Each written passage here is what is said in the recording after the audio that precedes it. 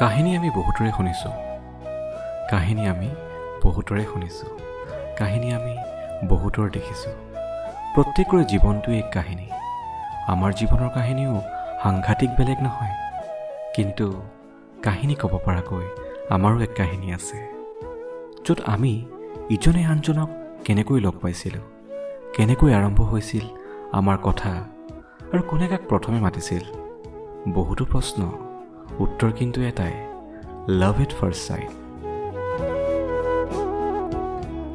হয়, প্ৰথম তেওঁক দেখোঁতেই প্ৰেম হৈছিল, আৰু মই কৈছিলোঁ, তুমি আৰু কাকো বিচাৰিব নালাগে, তুমি বিচাৰি থকাজন ময়েই, গোটেই জীৱন তোমাৰ হৈ ৰ'ম। এনেকৈ আৰম্ভ হোৱা কাহিনী আজি আমি জীৱন সংগী।